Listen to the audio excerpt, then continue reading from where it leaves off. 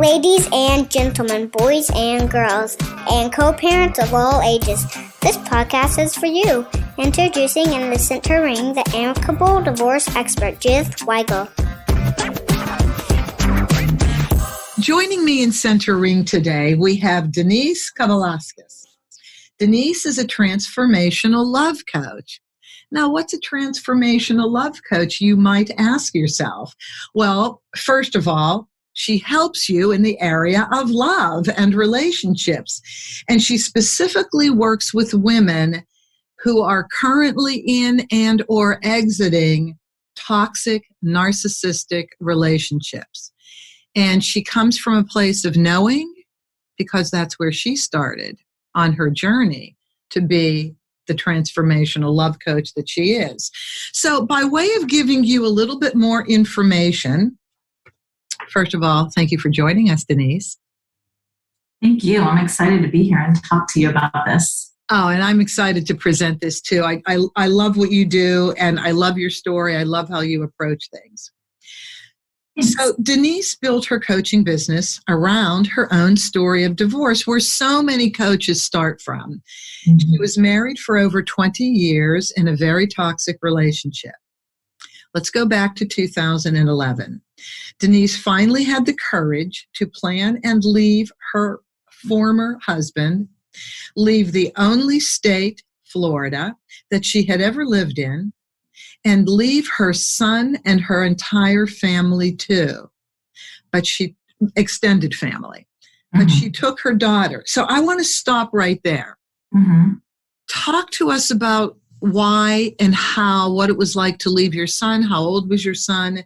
Why did you take your daughter, not both your kids? I know this had to be a very thoughtful and tough decision.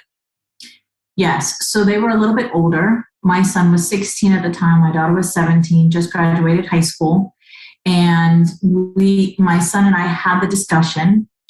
Obviously, he was old enough to make his own decision. So do you want to come with me and your sister, or do you want to stay here? And initially he said, I want to stay here, but I want to go live with Grandpa, who lived in the Tampa area of Florida, away from his dad, because as your listeners are about to find out, their dad is mentally ill, had lots of stuff going on. So that was the initial plan.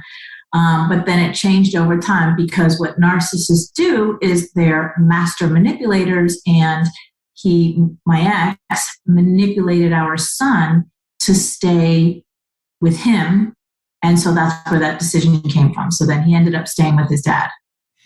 Did anything traumatic or long-lasting happen to him? Did he have to have counseling because of the last couple of years, I guess, with dad?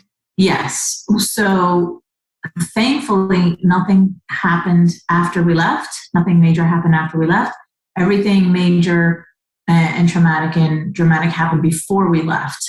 So it was one of the pieces to my story, is the catalyst that I had the courage to finally leave.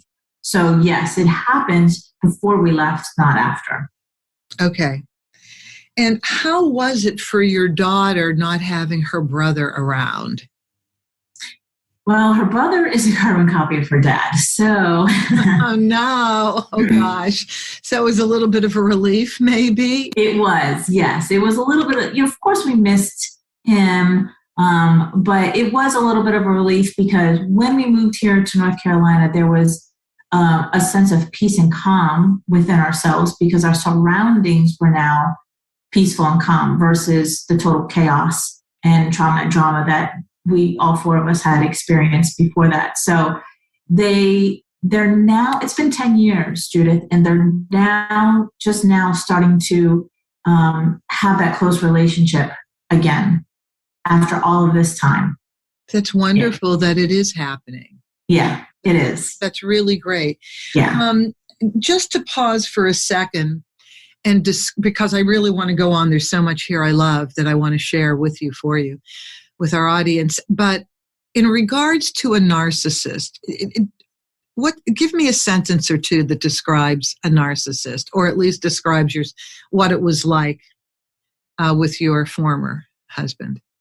Well, the relationship is always one-sided, right? It's his needs, and I'm going to use mine as an example. It's always his needs, what he wants, what he thinks is true, what he thinks should happen. I had no voice in the relationship, and my place in the relationship was basically to serve him. Whatever I did was to benefit him. So to be a stay-at-home mom, to run his business, whatever it was for him. So, one of the biggest things that I share with people to really recognize what a narcissist is A, like extreme selfishness. That's a big clue. Conversation hoarders, the blame game, blaming everybody and everything for their life didn't turn out this way or whatever. So there's a lot of red flags there to detect. And again, I didn't see this for 22 years. So yeah, if I was to describe the relationship, it's very one-sided. And whatever you do in the other part of the relationship benefits the other person. Okay, that was good. That was really good. With that, because we have a narcissist in our family, a nice narcissist actually, because they can be nice. They don't have to always be the worst versions of a person, but we call it the bait and switch. So everybody will be set up to do something at a certain time, and then at the last minute, somehow that person is in control and changes things. Mm-hmm. Changes dinner time, changes the restaurant, changes everything. And you just don't feel like you're on any kind of equal footing ever. Is that mm-hmm. how it felt for you? Very much so, yes. Yeah, they're very controlling. So the two biggest ways that people can tell if this person is toxic, so we'll leave out all the labels and the diagnosis, it's just to know that this person is toxic, is the manipulation and the control. So the scenario that you just gave was controlling, right? Bait and switch. Now everything's under my time, the way I want it to be. Who's going to, all of that, very controlling. And I'm going to give a little sidebar example with advice. In a relationship, you don't even have to be married to the person, but you're connected to them somehow, family, friend, something. And there was a situation where there were dinner plans on a holiday, and we got the last seating in the middle of the day. We got the last seating, and if you're 15 minutes late, we're giving it away because we have a waiting list. Okay, fine. Friends came over at the appointed time. Everybody's ready to leave. The narcissistic human was going to be driving, and at the appointed time, when we're standing out in the driveway ready for the car to come out of the garage, the car came out with the driver in shorts ready to wash the car. And so we said, well, wait a minute, we have to leave now because we'll just get to the restaurant on time. We have to leave now. And no, this will just be 15, 20 minutes. And then you have to get dressed. No, we're not going to get seated. So here's what we're going to do. This is me saying it. I mean, years ago, the eternal amicable person, I try and be as level as possible when I can, and then I have my moments. When I have my moments, of course, like we all do. I said, look, no worries. If you want to clean the car, go ahead and do that. We're going to take my car. We'll meet you there. We'll hold your chair. Just come as soon as you can, and then, you'll have dinner. Mm-hmm. And the expression on the face was, and the words, are you kidding?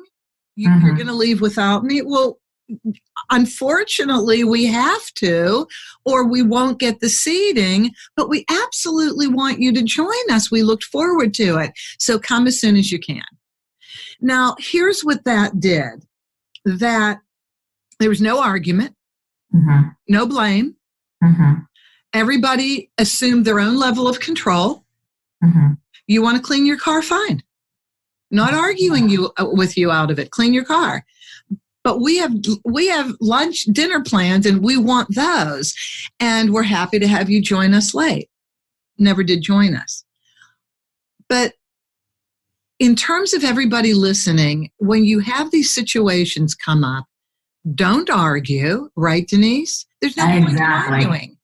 You can keep a level head and have your boundaries. Exactly. Right? Have your boundaries ready and just say, no, go do what you need to do. I have a million examples like this in the family, but that one suffices.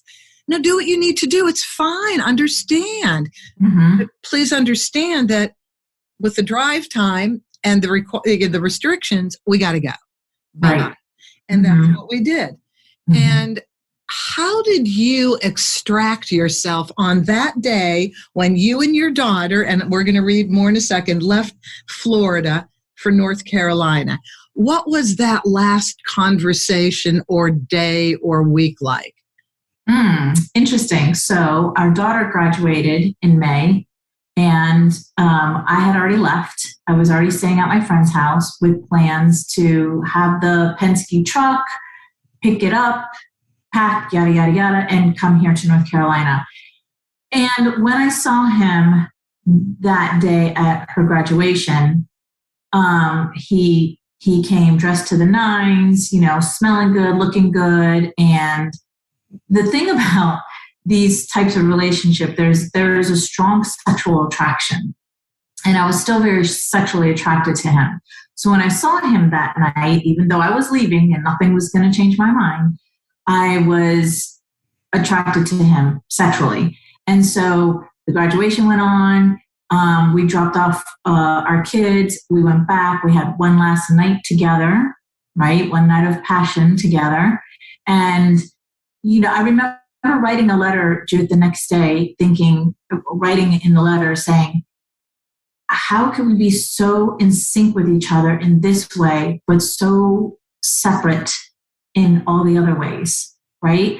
So even though we had this night of passion and he went his way the next day and I still left. It didn't change my mind. Not a thought came into my mind of, maybe we could get back together. Or maybe we could work this out, because by this time it was 22 years. And by this time I had realized there's just no going back. So that was the last night. Sex. Isn't that fascinating? Yes. Nobody's ever said this before. Well, you know what? No one's ever asked me that, Judith. So thank you. That's the first time that I'm sharing this. So thank you for asking that, because I've never been asked that. And there you go. Well, I've never asked a question like that of anybody yet, but it just struck me as we were talking that you were at a graduation, you were living at somebody else's house, so the plans were in motion. But nobody else who deals in coaching, in any level of coaching, and certainly deals with personality disorders and specifically narcissism, has ever talked about the sexual side of that relationship. And love bombing is a big thing when you first meet a narcissist. Yes. Isn't this a key point for everybody to remember? Absolutely. The love bombing, as if this was meant to be. Yes. Yeah. I always describe love bombing as too much too soon. That's the easiest way for me to describe it. It's too much too soon. And like you just said, it's meant to be. It's perfect. You're the perfect one. I've heard when I was dating, our hands, holding our hands are meant, they just fit so well together. I like you too much already. I mean, you name it. And it's, but in a nutshell, it's too much too soon. One of the dating stories I have, he wanted me to say, I love you way too early. And my mind and my body and my soul was like, I couldn't even say the words. They wouldn't come out because I didn't love him. I didn't even know him. And I thought, this is weird. Like, why do we have to rush to love? We're in our 40s. Like, why does it have to be love? At that time, I didn't know what love bombing was, even though it had happened to me several times. But yeah, to put it in a nutshell, it's too much too soon. It's let's move in together after a very short amount of time, or here's an engagement ring way too soon. Or like I was just saying, I love you. Let's exchange I love yous too soon. Examples like that. Yes. And until you've gone through a relationship like that, you won't know. You'll feel overwhelmed a little bit. Kind of nice. I mean, don't we all want the fairy tale? Who doesn't want a fairy tale? Right. But then you find out in reality, fairy tales, you have to build them. Yes. You have to work at fairy tales, don't you? Yes.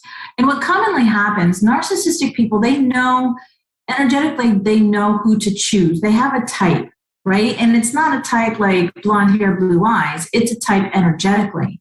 And these women, although they're successful and beautiful and smart, a lot of them have been craving this kind of attention their entire life. Maybe they have abandonment issues. Maybe mom and dad split up at a young age, or maybe one of the parents passed away. Whatever the scenario is, there, and like you said, we all want the fairy tale, right? But there's this energy from the woman of, this is it. He's saying everything that I've always wanted to hear from a man. And a lot of times the man looks good on paper, I say, like the resume, right? He has the nice career, looks, or whatever. But there's behind the scenes, the energy is not there. And they feel that, but they ignore that. They ignore their intuition. They ignore their gut because he looks good on paper. And he's saying everything that I've ever wanted a man to say to me. Mm-hmm. And they do this because they listen. They're good listeners in the beginning because they're taking those words that she's saying, what do you want? Or even if it's on a dating profile, and they're taking that and they're using it. Giving it back to you, meeting you where you are. Yes. Yeah. Okay, this next part is really important that I'm going to read because there's the element of trust now is important when you're making your move to leave the relationship. So I'm going to go on. So Denise and her daughter left Florida with only a futon couch and an air mattress. Mm-hmm. Denise had no job in Florida when she left, meaning no stockpile of money, no company to transfer to in another state. Mm-hmm. She left but manifested $10,000. I guess manifested this is what you needed, and had no job lined up in North Carolina, but did the move anyway. Here's the important sentence. That was very important what I just read, but she trusted herself for the first time in her life. And she was choosing herself for the first time in her life. So you trusted yourself and you chose yourself. Mm-hmm. What was that like, getting to that point? It was amazing because these relationships are very codependent, and I was very codependent on him financially. He was the one who, I ran the business. I did the books and the calls and yada, yada, yada inside. And he went and ran the calls. It was a service business. So, and our entire relationship, I was very dependent on him financially. So it was amazing because actually before I actually left him, there was an opportunity that my daughter came to me and said, Mom, let's fly out to Colorado and we're going to help our friends in Colorado move because they're moving from Colorado to Florida. So we'll fly out to Colorado, a state that I had never been in, and then we'll drive back from Colorado to South Florida, which to me sounded pretty cool because I've never driven through all those states. And I was like, oh, that sounds cool. But mind went it right to, oh gosh, but we can't do that, Denise, because we have to save money because we're leaving. And if we leave out of town and buy a plane ticket and spend money over there, then that's less money that we would have to move to North Carolina. And then the second voice came in my head, and that was, wait a minute, your entire life you've made an excuse to not do what you want to do because of the marriage or the kids or the this and the that. And now here's an opportunity where you can go, and now you're making an excuse because of money. And that's when I said, screw it, I'm going. The money will show up somehow, some way. Booked the plane tickets, and we went. 10 days in Colorado. It was amazing. Wow. and everything worked out. So this thing about trusting yourself. Yeah. And what was the other thing? She trusted herself for the first time, and you chose yourself. That was yes, the other thing. Making myself a priority, right? Which is extremely important, because in these relationships, what the other person is doing is she's constantly giving away. She's giving away her energy. She does too much. She loves too much. She gives too much to not only the relationship, but she's doing it for everybody else around her. So she's never really making herself a priority. And that's important. And the same goes for men. This is the same scenario for men. There's men out there who attract women who are in the same personality, right? Narcissist. And these men, and the men do the same thing. They're givers, they're loving, they just want to make her happy. So they're again, the same energy. They're constantly giving, and they put themselves on the back burner. And so it's the same dynamics. It's just genders. I'm really happy that you said that, because there's a gentleman named Bill Eddy, Eddy. I know Bill Eddy. Okay, that's right. And so, he has some statistics in his book. He deals with personality disorders, and he tries to help people who are married to people with personality disorders, how to communicate with them, how to behave around them, so that you keep it as even as possible and keep control over your own life if you still want to be in the relationship. He also counsels how to get out of the relationship. But he did some statistics, and even though we kind of talk about men being narcissists, it's almost equally weighted. There's maybe like 5 or 7% more men who are narcissists than women, but we don't talk about women being narcissists. Yeah. The numbers are almost even the last time I checked the statistics, which is ironic because a narcissist they will not admit that there's something wrong. So I'm curious, how do they get diagnosed? Which is one question that I have. But yeah, the last time I looked at the numbers, they were very close in being even. Do you think men have as difficult a time exiting the relationship as women do, or not as difficult because they actually have money, they typically work? Is that a true statement, do you think? Yeah, well, it is just as complicated, because if they are the moneymaker and she's the one who's the narcissist, well, it's the same thing. She's going to bleed him dry. She's going to take him for everything.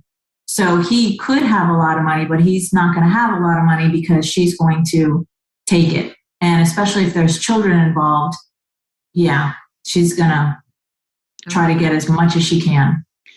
Well, I have a question, regarding trusting yourself and choosing yourself. The question is, in your opinion, do people who marry narcissists distrust themselves and feel inferior? Yes. Okay. Yeah. So know yourself, before you enter these relationships, because they are everywhere. It's tough to have a good relationship. It really is. Okay, so moving on here. Denise was born and raised in South Florida. She has personally experienced divorce, both as a young child and through the end of her own marriage. So do you think, Denise, the experience that you had with divorce as a child led you to marry your former husband? Well, the divorce as a young child was more of my mom kicking my dad out. And I remember him coming to our family home and knocking on the door like he was a stranger. And I don't remember how old I was, but I just remember feeling heartbroken for him and for us, right? Because it's weird that dad's knocking on the door to ask permission to come into his own home. And there was some, abandonment stuff going on there, and heartbreak, because no child wants their family broken up. Even in the worst situations, no child wants to see mom and dad break up. So, but I do know for a fact that one of the reasons why I married my ex-husband was because he resembled energetically a part of my mom and dad. He resembled the part of my mom and dad that I was not willing to accept that I come from, and I wasn't willing to accept or to see it for what it was, right? So a lot of people, they're like, oh, that, narcissistic, or that person pisses me off. I don't like, oh, I can't stand that person, right? This is a key right there to know, like, why does that piss you off or hurt you? And kind of go deep into that, which always ties back to childhood. And then when we look at mom and dad and we are like, oh, I don't like that my mom acted this way, or I don't like dad did X, Y, and Z. Well, when we resist it, it persists. And the persisting is later on in life, we attract it into our relationships, into our life. So that's why. Makes sense. Yeah. That thank you for that. Mm-hmm. Now the moving on part, leaving him, leaving the only state you ever lived in, simply starting all over again, physically, mentally, emotionally. You said, and I quote, "It was and still is the best decision I ever made, but everything in the past came with a cost." What do you mean by that? Well, the repeated patterns, right? My children are still healing from the traumas and the dramas that they went through, right? And we love our kids so much and we want the best for them. But when they get to adulthood, there's only so much that we can help them with, right? So it's the repeated patterns. Coming here to North Carolina, initially I started dating right away. I also was numbing myself with alcohol and men. So there's that story of going out on dates, and it's really, like, I just remember not even caring about myself, not even caring about my body, having unprotected sex, and thinking to myself, well, when I was married, when I was in a committed relationship, my ex gave me STDs 3 times. So why do I care if I'm having unprotected sex now, right? If the person, my thought process then was, if the person that loved me did this to me, then why would I even, so there was very low self-esteem, very low self-love, very low confidence within myself, and self-respect for myself, because our body is our temple. And I was just really rebelling bad in that time. So all of those things combined is what I meant by the cost. Thank you for being so vulnerable and sharing that, by the way. That was huge, what you just said. That was really, really, really huge. So thank you, because this subject, divorce, relationships, it's such tough stuff that as we share with each other, it's so very helpful just to know we're not the only ones. Exactly. Yes. And you apparently turned yourself around big time. So let's talk about that a second. So now you went through all of that. How did you get out of that pattern and move forward to the person you are today with the work that you do today? Well, it came to the patterns happening in my dating stories, and the same pattern, the same type of man was showing up in a different body, right? Same type of energy as my ex. And it came to this one point where I was dating this one person, not that long. I was in Colorado on vacation with my friends, and it was the first time that I noticed he was being very needy. And I kept telling him, like, because there's a 2-hour difference too. I kept telling him, like, I don't mind texting or having short conversations, but I'm here with my friends and I'm doing things and I can't sit on the phone, because narcissists, they want all your attention. You're right. All. Yes, keep going. You're right. I finally got that. I just sat up and said, oh my gosh, she's right. Yes. They want your attention. When they don't get your attention, then they throw a fit, or they yell, or they create some story. So this happened to be, it got to the point where I was like, look, this isn't working. Let's just take a break. This is what I told him while I was in Colorado. Well, that threw him over the edge. And I get back from Colorado.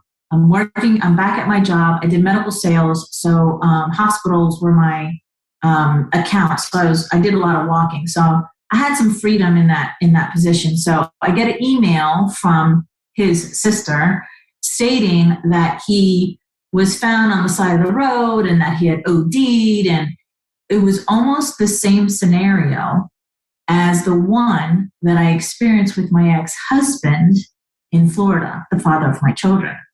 Well, that was a big wake-up call for me to see, Denise, you've attracted now almost a carbon copy of the same scenario in a different state with a different person 5 or 6 years later. And that's when I was like, okay, these people don't know each other, but they know me. I'm the common denominator here. I have to see what's going on here and why I keep attracting that over and over and over again. So that's when I got off all the dating sites, took a step back from dating, and I focused for 18 months, Judith, on me. And that's when I hired my empowerment coach. That's when I delved deep into what's going on here and discovered so much about myself and discovered I was an abused woman in an abusive relationship. That's when I discovered my ex was a narcissist. I had endured 22 years of narcissistic abuse and all of the things that went along with that. So that's how that happened. You never even used that word or knew that concept when you decided to leave Florida, leave your marriage. Right. You just knew this was untenable. I knew it was effed up. That's the term I use. A much better way of saying it. Effed up. This is effed up. I can't do this anymore. Yeah. Oh, man. Okay. And you said an empowerment coach? Yes. You know, until I met you, and I've talked to a lot of coaches, I don't believe I've heard empowerment coach. Could you describe a little bit about what that is? Because you are also a certified empowerment coach, too. Well, basically, it's just empowering some, man or woman I meet them where they're at and keep shifting their energy. Because here's the thing about all of this. It feels like it's really heavy and it's complicated, but it's actually not. And I tell women this because I mainly coach women. I do have a few male clients, but it's the same for both. They come to me and they say, something's wrong with me. Something's broken. I feel broken. I feel damaged. And I tell them, I say, none of that. I know that's what it feels like, but none of that is actually true. What's happening is you just need to shift your energy. You need to shift your energy. So I describe it, and what I learned and the technique that I share with my clients is these women, and this is who I was too, are in mother energy. And mother energy is she loves too much, she gives too much, she does too much, which is a dream for a narcissist, right? Mm-hmm. Because one's a giver, one's a taker. So they're a match made in hell. So I meet them where they're at in the mother energy, and I help them rise up into the woman energy. And if you were to describe woman energy in a nutshell, she's got her shit together in all areas of her life. That's what woman energy is. So she's got her finances in order, her relationships in order. She's got, she has self-esteem. She's not on the lower levels where I described myself before, where I had low self-esteem, low self-respect. She's on the higher spectrum of those self-discoveries. I love that.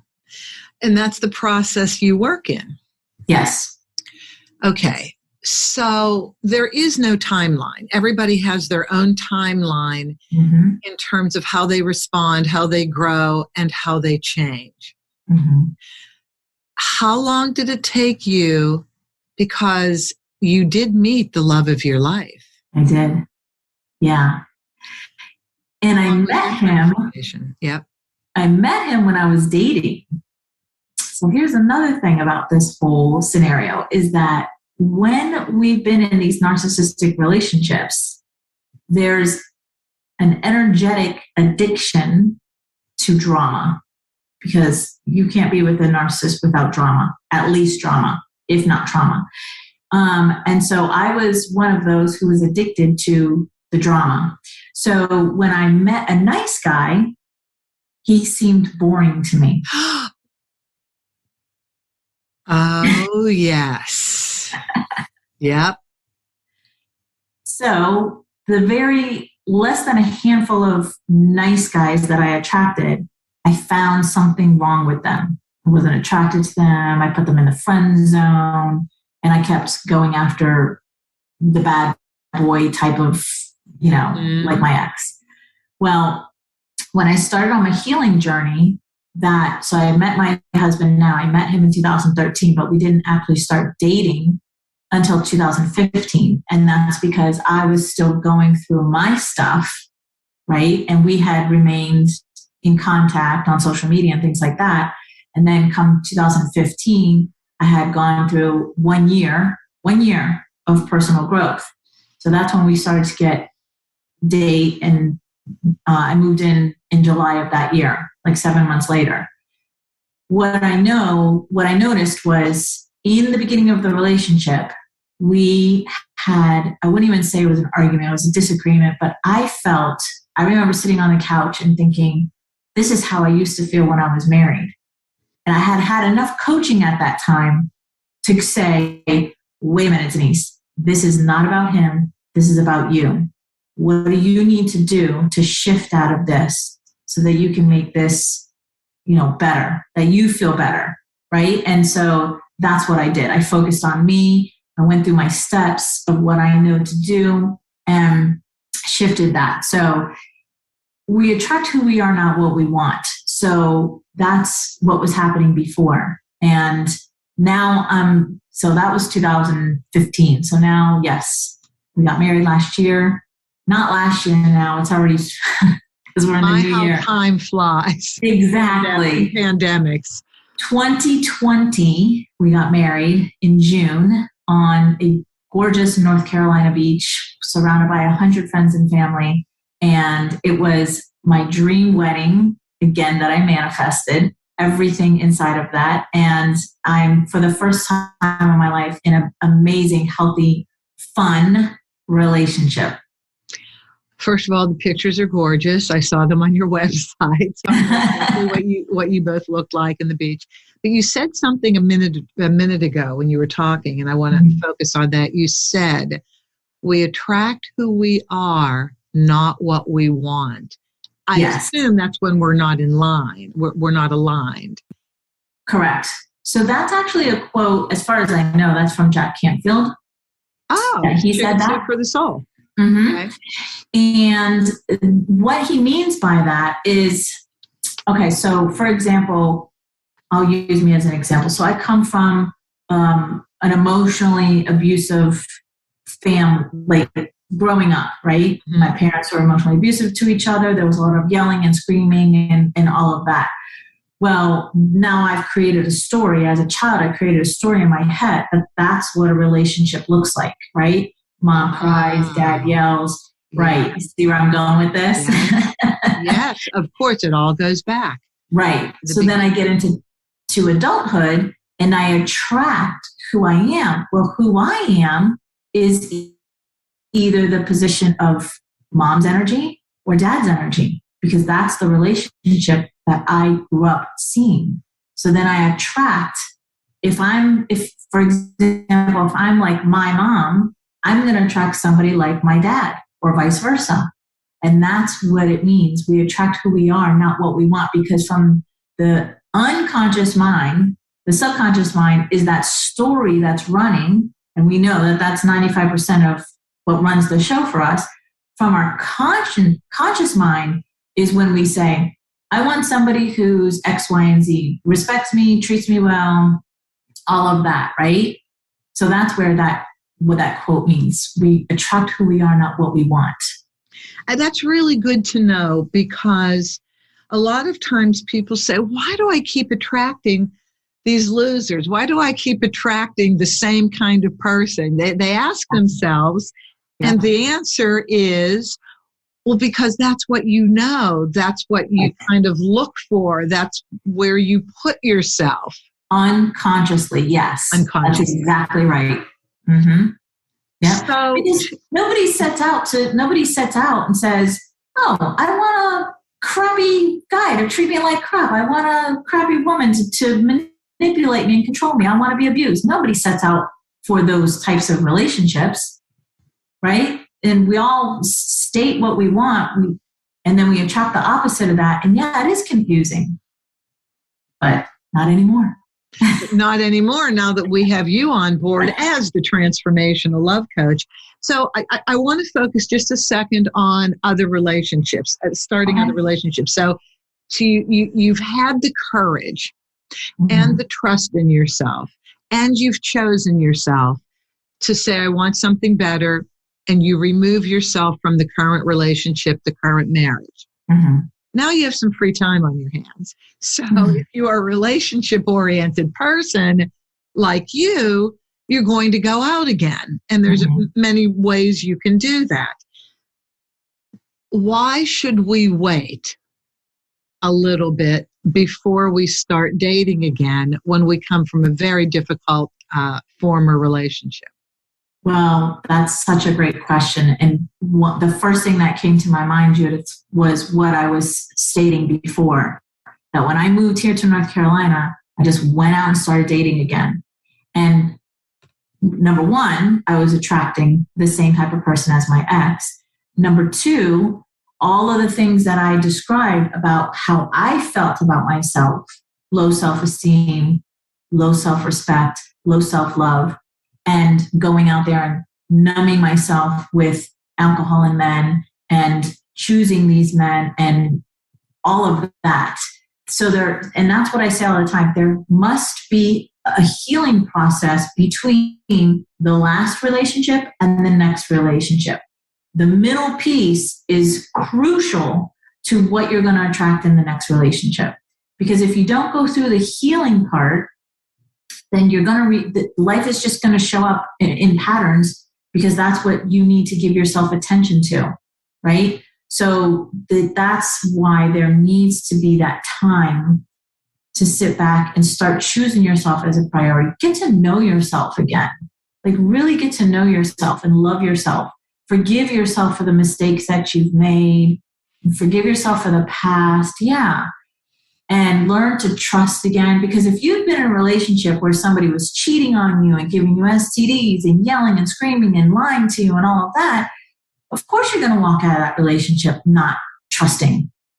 And a lot of women tell me, I don't trust myself because I've screwed up so many times that I'm afraid to date because I'm afraid I'm going to attract the same scenario as the last one. So there's a lack of trust there.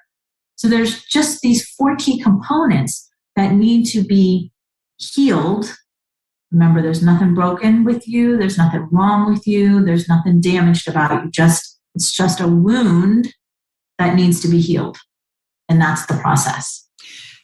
So how can people whose comfort lies in getting another relationship immediately, their identity lies in being a partner with somebody, because isn't that the addiction almost? Yes. Or the medicine? Okay, I realized I was in a bad relationship. I got out of it. I'm really happy about that. But I really need somebody. Just what do we do in the meantime? I mean, yes, get a coach. Yes, call you. But you're not with them every second of the day. How do they fill that void temporarily? Well, the first thing I would say is, what is that void? What is that story that's running inside of your head that you feel that you need? That's a big word. Need somebody in your life constantly, and give, help her or him work through that so they get to that aha moment, like, that's why. Okay, so now that we've identified that and we know that's why you feel like you need somebody, then the next question is do you really need somebody? And most likely they're going to say, no, I don't. It's time for me to need me and focus on me because I'm the priority. I'm the one who's important here. And how else am I going to fix this if I don't go inside and heal me? And that's going to take time to be alone. And also, if they're uncomfortable being alone, that's really good because it's taking ourselves outside of our comfort zone to face the stuff that we've been ignoring or pushing under the rug or didn't even know was there in order to move on in life and actually live a life that we are excited to wake up to in the morning. I'm really happy that you said that. I think that was extremely important to be uncomfortable, which is good. Mm-hmm. Because in order to correct things about ourselves, a level of discomfort you have to go through it until you can get to the more balanced place that you need to, because it's foreign. Right. And anything foreign is uncomfortable, is it not? Mm-hmm. Yes. Yeah. Okay, so good. I'm glad we addressed that because I see so often, Denise, when people come here to file for divorce and to mediate, California is a no-fault divorce state, so no, you don't have to put this on paper, what happened. I do know if I go into a mediation, what happened becomes the backdrop to how they're talking to one another and how they're negotiating. Mm-hmm. And so you're listening to all of this, and then all of a sudden, depending on how long the divorce takes, because, people do have control to drag it out, people start dating in the meantime, and then I'm listening to, I just met a new guy, blah, blah, blah. And my whole focus has always been not on this transformational period that you need, but in my line of work, it's about the kids. I always focused on, wait a minute, the kids need time to reevaluate and readjust. And you can't be bringing new people into your life because your kids need to readjust to two households and whatever this dynamic is. How did your daughter react? Because your daughter was with you, wasn't she? Or was she off in college somewhere? No, she was with me. Actually, so she was a little bit older. Of course, being older, I thought it was okay to bring not all of them. I didn't bring all of my dates around, but I remember one or two. And thinking that was okay. But she was old enough to express to me, like, Mom, what are you doing? I don't want to meet anybody. So, but for the younger ones, it's really important to focus on the new life, like you were saying, like 2 homes, splitting holidays, summers, whatever. The children have to acclimate to this new schedule, this new way of living. It's so strange for them. God, I empathize with kids so much because as a child, you feel like your whole world has just been ripped apart. Even on the best case scenario, even 2 people who are not fighting and just saying, I've moved on, I've grown out of it, and let's just, it's still heartbreaking for the child. So the first thing I would say is do not bring any dates, any people around the child, because that's another heartbreak on top of the heartbreak that they're still healing from. To see Mom with a different man that in a child's view is replacing Dad, and vice versa for Dad to be with another woman, it looks like Mom's being replaced, and that's heart-wrenching for the child. So it's a process for the child, and I would definitely say for children to get therapy, counseling, something for the child to be able to express themselves and write out their feelings and all of that, of what they're going through, because that's a huge transformation for them. But I would say don't bring the kids around, or don't bring anybody around the kids for Remember Jerry Maguire, the movie, Renee Zellweger and Tom Cruise, and that cute little boy the character was so adorable, but her whole thing was, you are not meeting my son until I know that you are committed. Right. So just be like Renee Zellweger and Jerry Maguire. And, the hardest thing about that, I think, just from doing this for 10 years in the divorce business is, all right, you are hurting. You're hurting from whatever happened in the marriage. Maybe you're the one that didn't even want to get the divorce. Mm-hmm. So everybody's hurting, and you want to fill that void. You want to get rid of that hurt. You want to mask it. And so being in another relationship will take your focus away from the hurt in the marriage. And, I think it's really hard for parents. I do have to bow to parents. So much going on in your lives when you're getting divorced and you have kids, and making decisions that are right for everybody. My God, you couldn't have more on your plate. But if you can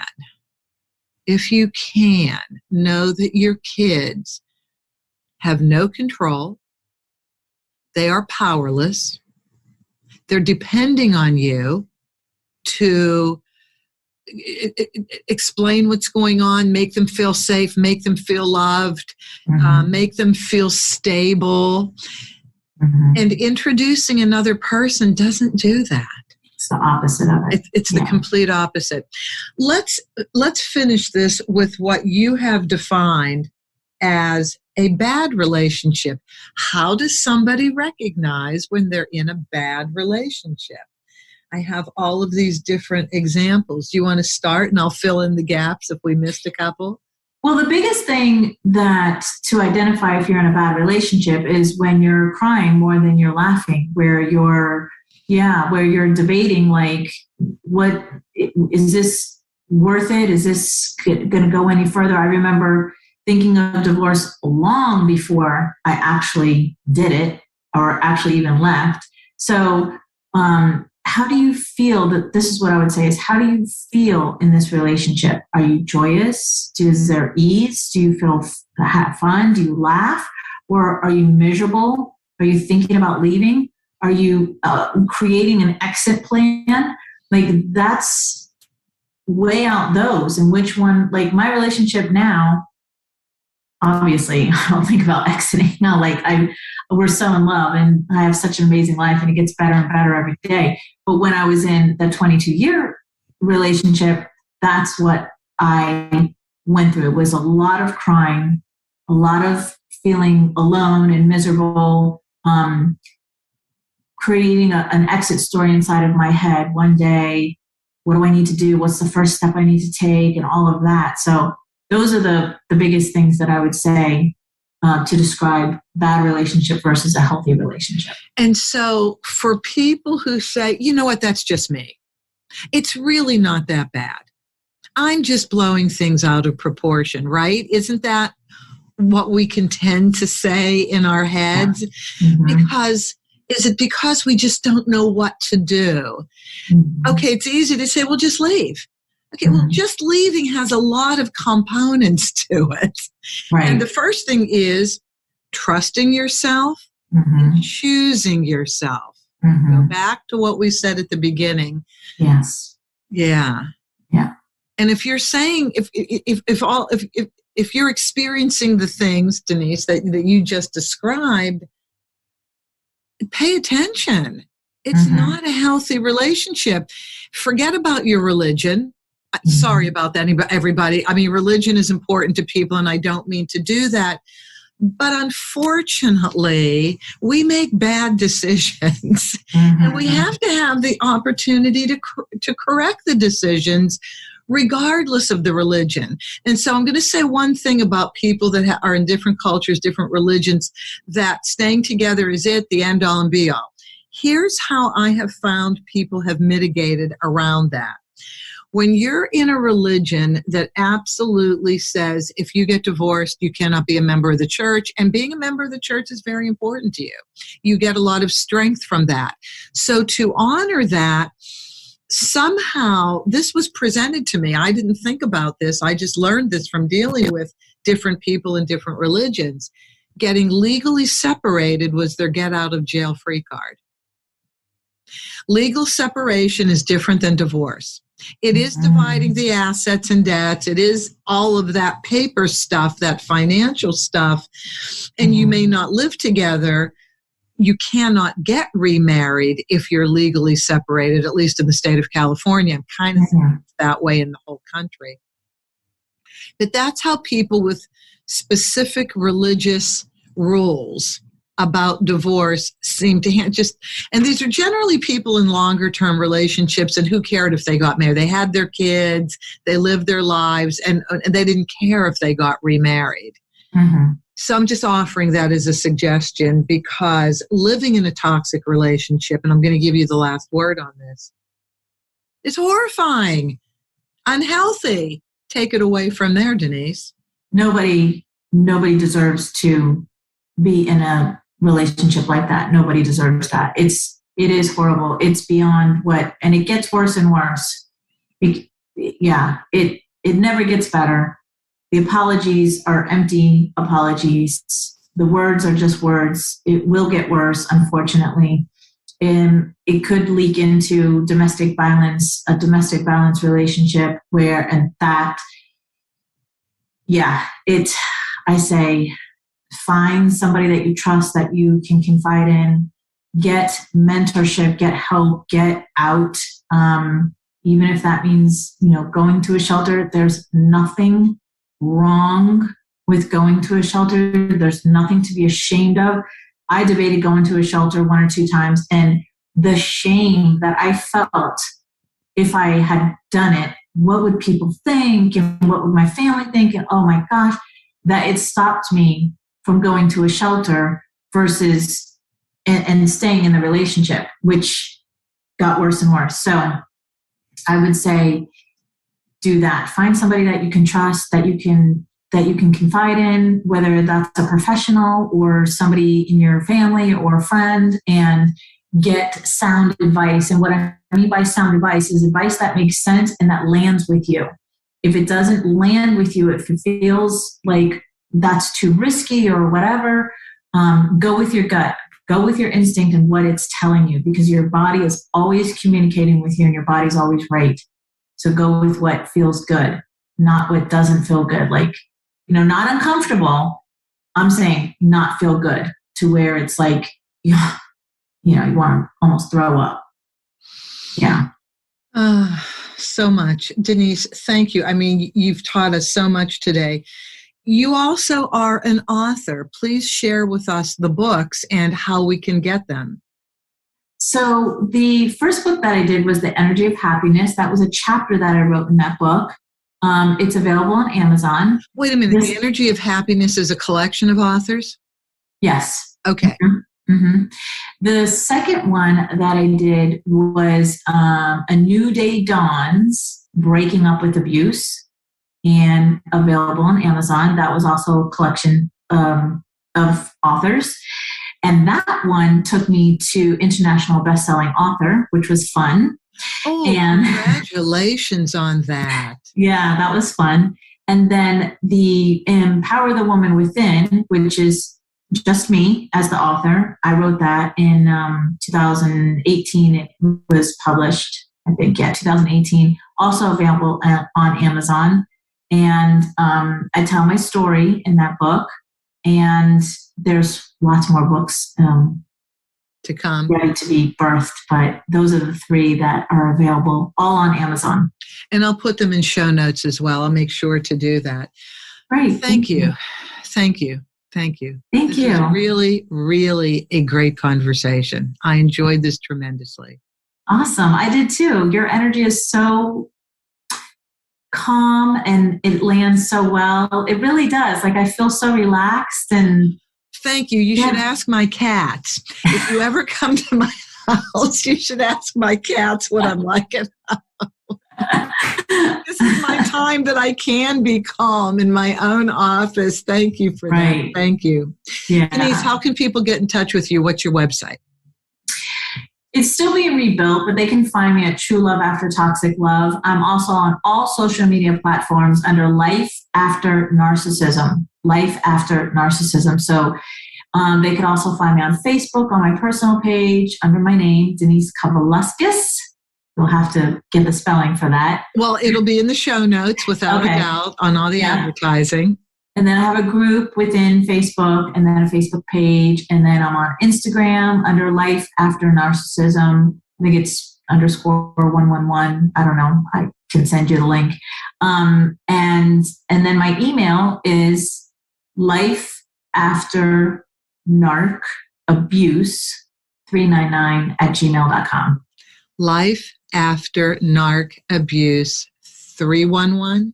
399. Sorry about that. 399 at Gmail. Whoops. I hope people call you. This has been completely informative, and thank you so much for your time, for your story, for your vulnerability. Thank you for all of that, and thank you for the work that you can do with all of us. Yeah, I love doing this. It literally is my passion to help as many people as possible to heal from these types of relationships and know that they can create an amazing relationship that's fun and exciting and have their travel partner and have their life partner and live, it's up to us to write the end of the story, right? Exactly. And even if we didn't find somebody like that, at least we will craft the life that we want, full of love and light and happiness. Yes. Because we will have friends. We will create the environment that we want with the people that appreciate us. So This is great. Denise, thank you so much. Thank all of you for listening. Please, you can always reach me through my email, Judith@theamicableddivorceexpert.com, Judith@theamicableddivorceexpert.com, and subscribe, share this with your friends. We have phenomenal guests all the time. And as always, have an amicable day. That's our show for today. Thank you for joining us. Be good to yourselves, be kind to your spouse, and cherish your children above all else.